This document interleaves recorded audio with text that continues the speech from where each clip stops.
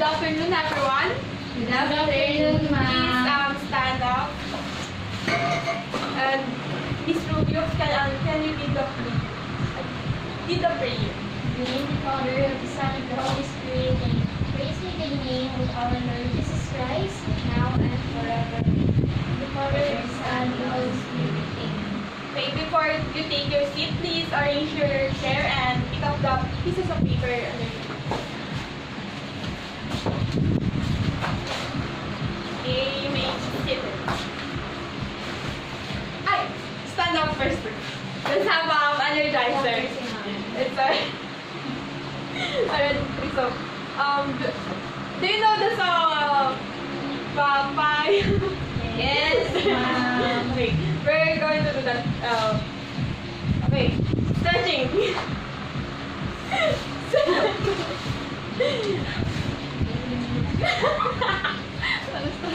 Watermelon, papaya, papaya.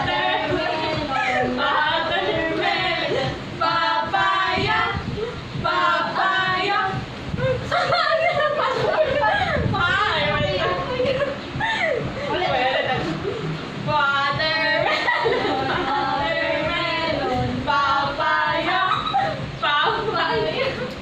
Saging, saging, saging, saging, saging, saging. Fruit salad, fruit salad. One more, one more. Watermelon, papaya, papaya. Saging, saging, saging, saging, saging, saging. Fruit salad, fruit salad. Okay. Are you energized now? Are you? Okay. Are you ready now to learn how to do this? Yes, ma'am. Okay, you may be seated. So, let us have first an activity before we proceed to our discussion. I have here a jumble words. I have 5 words here that you will guess what is the right word. Please raise your hand if you wanted to answer the number 1. Okay, Miss Rubio, now arrange the letter.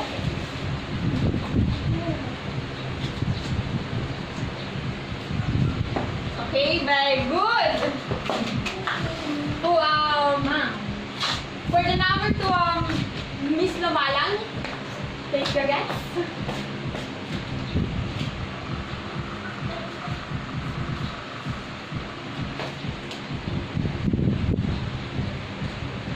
So all of you, for the number 2 is willing to answer to take a guess. Miss Rios, ikaw.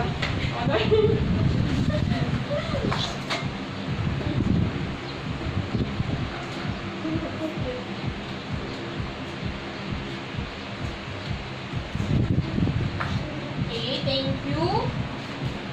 For the number 4,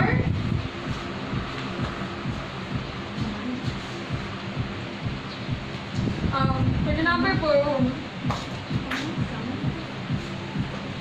Miss Lumalang, yes.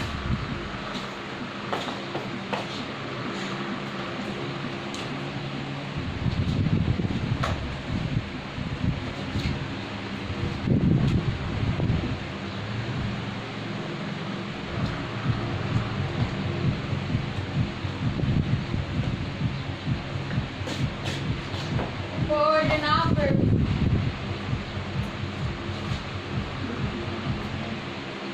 For the number 5, we will take this. Please, Miss Rubio.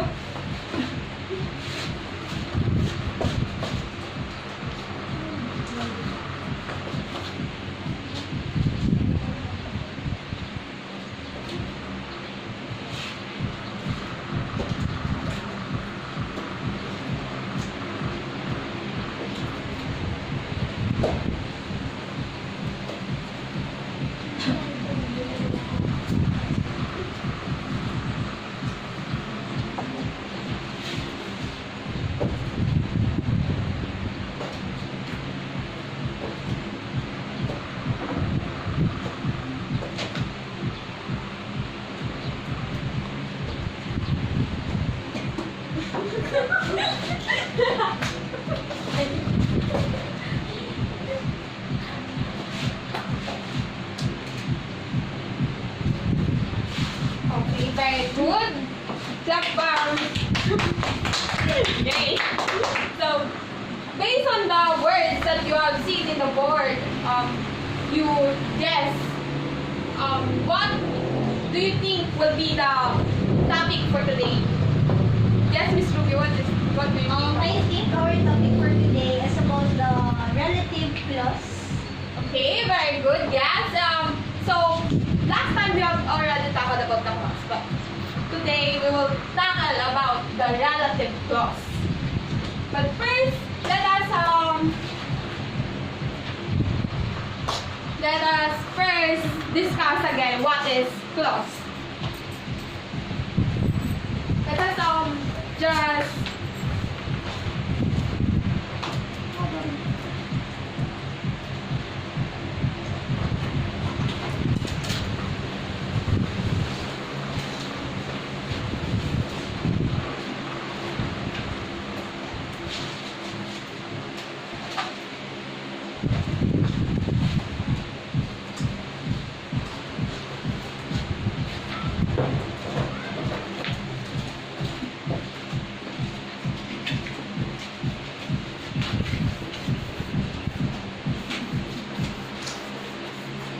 Gumagamit ka mo din chok, may chok yan.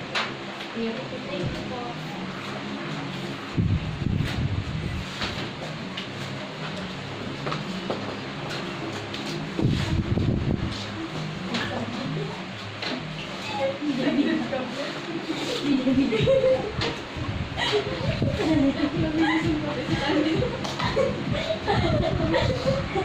so that flashback discuss about what is clause first. So it is said that clause is a group of words that containing a subject and a verb to form a sentence or a part of sentence. So there are two types of clause. It is independent and dependent clause. The independent, from the word itself, it can stand alone. When dependent, it cannot exist only just. It can stand alone. Yes. So I have here an example of a sentence or a clause.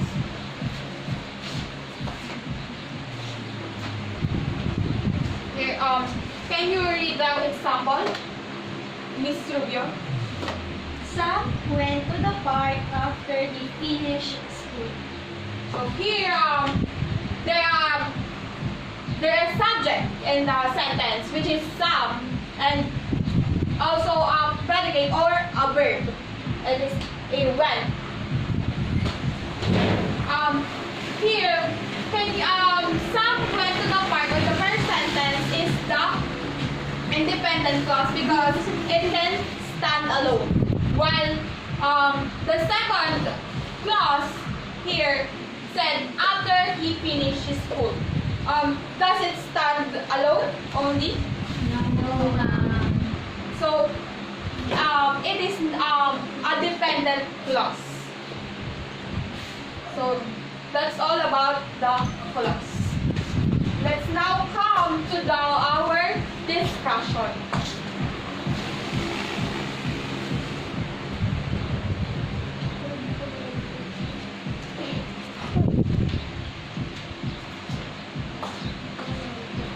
And it is the relative clause. When we said relative clause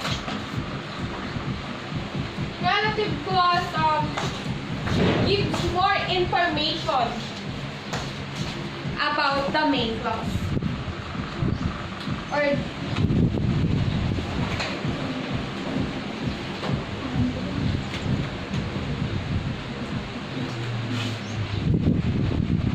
relative clause said here that it gives more information about someone or something. It also called adjective clause because when we said adjective describe a noun.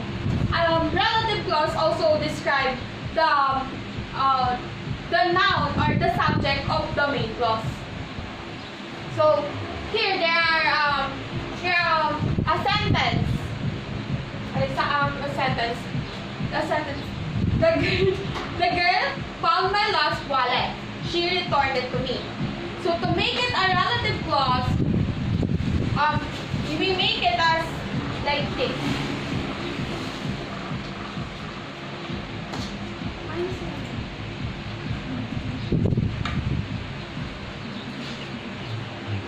We make it so relative clause also essential for us to avoid repetition. And so from this sentence, the girl found my lost wallet and she returned it to me. You make it the girl who found my lost wallet returned it to me. You avoided making two long sentences. You just make it a one sentence. The girl who found my lost wallet returned it to me. Still, so the girl, the relative clause here is who found my lost wallet. This clause, this relative clause, describe what the girl did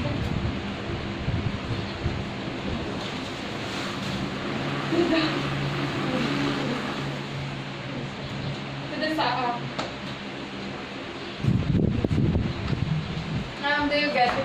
Yes, ma'am.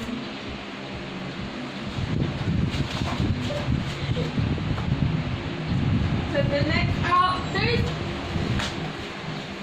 another example that I will make. You try to make it as, combine it and make a relative clause.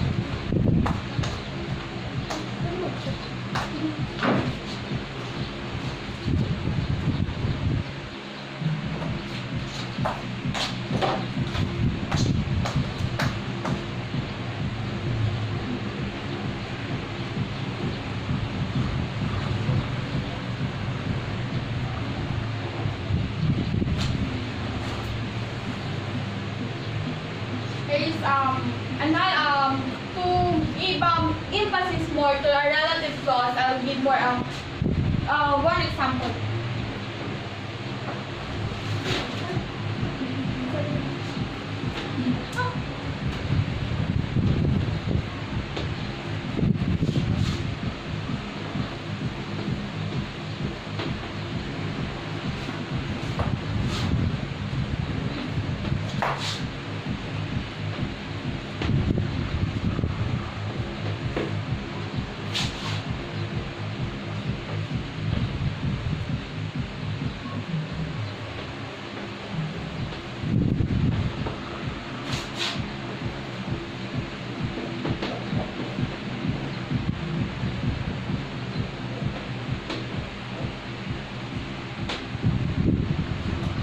So I have here example two sentences to make we watched a movie last night. The movie was interesting. So to avoid the repetition of the subject movie and to combine the two subjects, you'll make it we watched a movie last night. A movie last night. You erase this and make it that you added a dot was interesting. So the relative clause here is that was interesting. And this dot pertains the subject or the noun. Or the noun of the main clause. Do you follow? Yes, ma'am. So, when starting a relative clause, when making a relative clause, we must must know that it always started with relative pronoun and relative verb.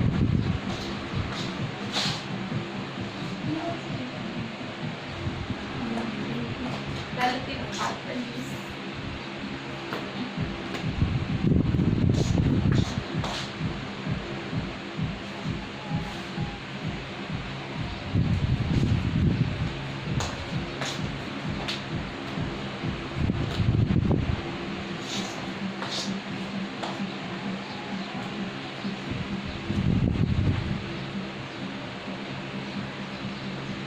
The relative pronoun, it gives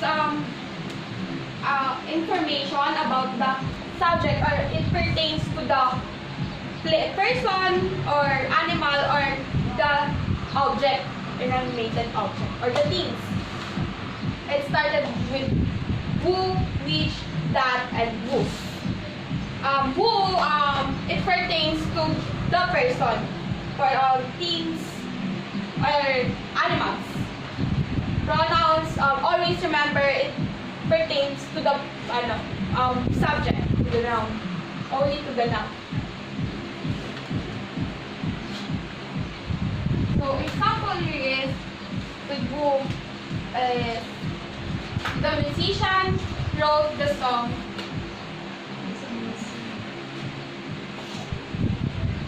Wrote the song is amazing. So the who pertains to the musician, to the subject, to the noun. Do you get it? Yes, ma'am. So the musician, what? He wrote the song. That is amazing. Yes, ma'am. Do you follow? Yes, ma'am. So the second one is the which. Example of it is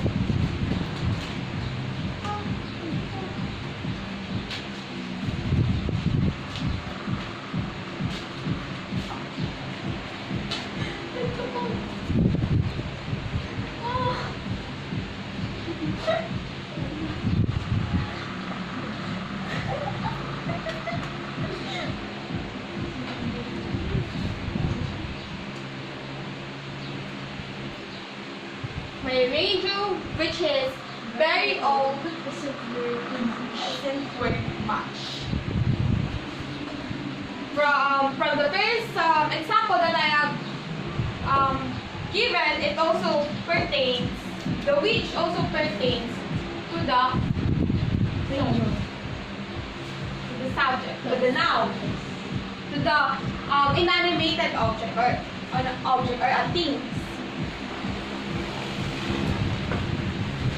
It also that is the same with which, but it's also the same with which. Example here is, this is the genre that I wanted to listen. That pertains to the genre, or to the main. This is the main clause, but this is the relative clause. That is a relative pronoun that pertains to this genre. You get it? Yes, ma'am. Are you following? Yes, ma'am.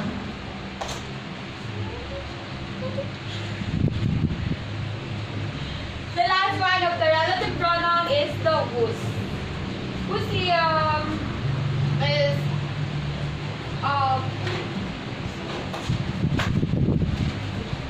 possessive noun, right? So here, can you read the example, Miss Jumaya? That's the girl whose performance outshined all the other singers in the show. Can you give the relative clause here? The relative clause is whose performance outshined all the other singers in the show. Yes, that's correct. Thank you. whose also pertains to the girl or the in the man. That's all for relative pronoun. Let's go now for the relative verb. Adverb.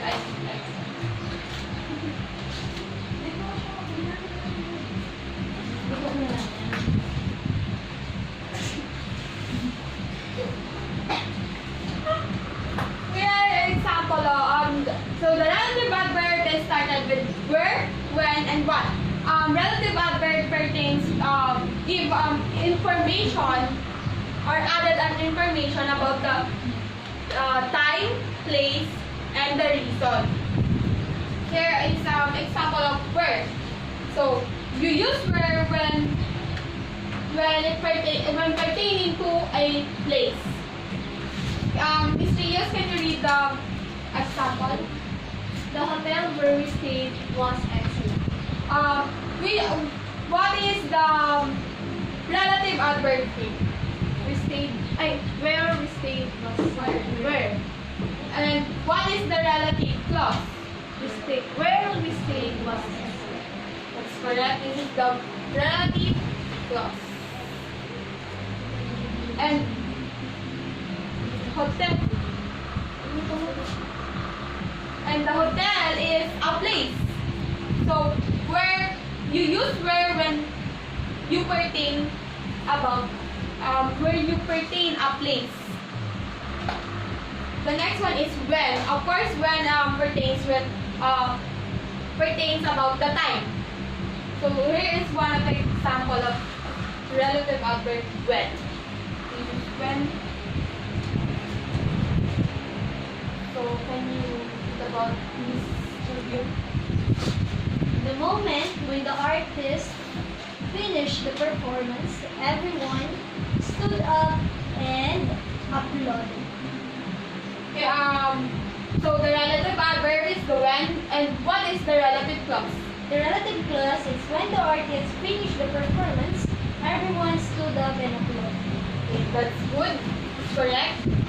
This is the relative clause, and this is the relative adverb. It pertains to the moment. The moment is talking about a time. Yes. Do you follow? Do you still follow? Yes, ma'am. Okay. The last one of the relative adverb is the why, or the reason. Why pertains to the reason. You use why to make a relative clause when it pertains about the reason. Here is an example. Do you know the reason why she does not want to sing anymore? So, Why is the relative adverbs why is the relative adverbs? and And the relative clause here is why she does not want to sing anymore. Yes. So, that's all for relative pronoun and relative adverbs. You should always remember that it is essential to know about relative pronoun and adverbs when making relative clauses. Of course, when you make a sentence, you don't make it the moment whom the artist. It's not appropriate. That's all for relative adverbs pronouns. So, relative clause.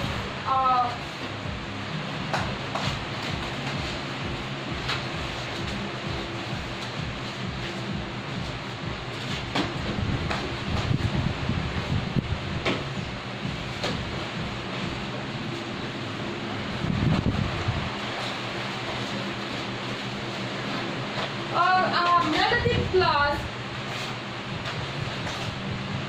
have two different kinds.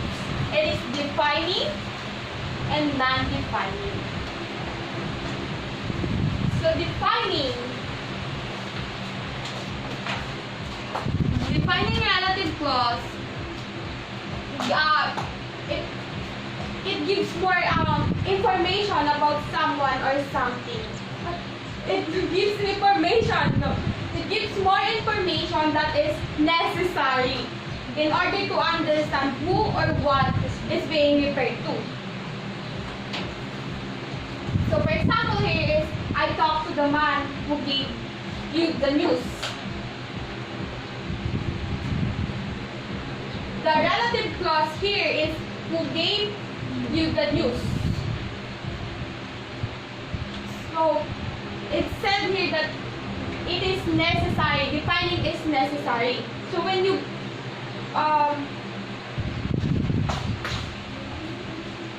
you vanish this sentence, you just, I talked to the man. So there's no complete sentence here. So defining is necessary information. You understand? So it's like Independent clause. Dependent clause. Dependent clause. Independent.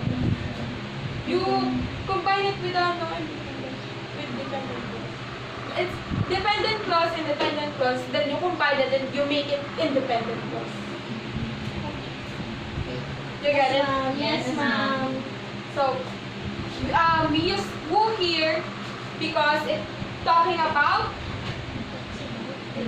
about the man or a person. Yes. So yes, so the next one of example of the defining is, I read the letter which came this morning. Just like the first example, when you forgot this which came this morning, you just, I read the letter, then what? There is no also complete. Do you get it? Yes, ma'am. So the next one is the non-defining clause, relative clause. So then the non-defining relative clause are, defining is necessary, non-defining is not necessary. They're just there, a display, to just give us information, but it was not necessary. So, an example here is, my grandfather, who is 87, goes swimming every day. The relative, the non-defining relative clause here is the who is said this time. It only added information about the grandfather. And if you banish this, the sentence still completely can stand out. Yes, it has a complete clause. The next one is the laptop, which I bought years ago, still working well. So the laptop is the subject or the object. So you use which because it pertains to a thing, to an act, which I bought years ago. And if you vanish it, you still get the laptop still working well. It's still nice. That is the non-defining clause and defining clause. Yes, ma'am. Do you get clause? Yes, ma'am. So if I give you a next activity, will you answer it? Yes, Will you ma'am. can you Yes, make we can. Probably we can. so get one full sheet of paper and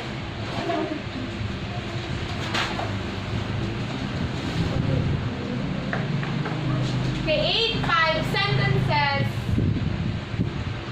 of defining and 5 non-defining relative clause. Okay, ma'am. I'll give you 5 10. each, ma'am. Yes. Oh. I'll give you 5 minutes or 10 minutes.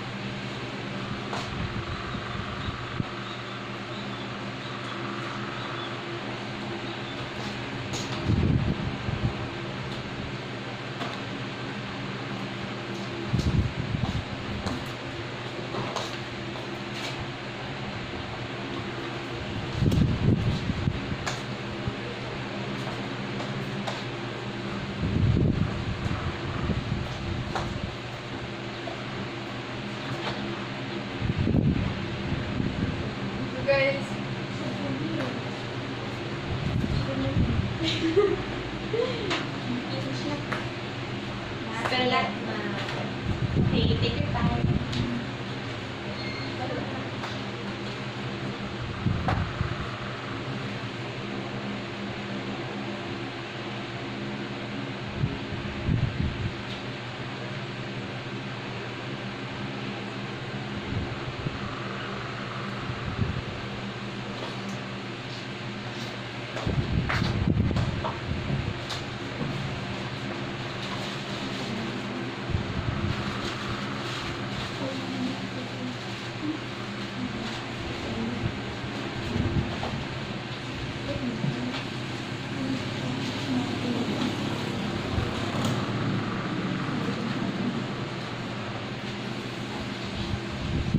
Okay, please pass the new paper from. Okay, thank you.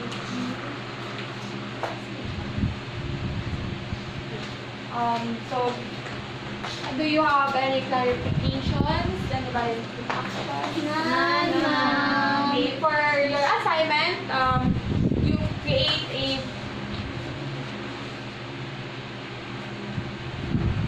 create a sentence about using relative pronoun and relative adverbs, and study about the next lesson.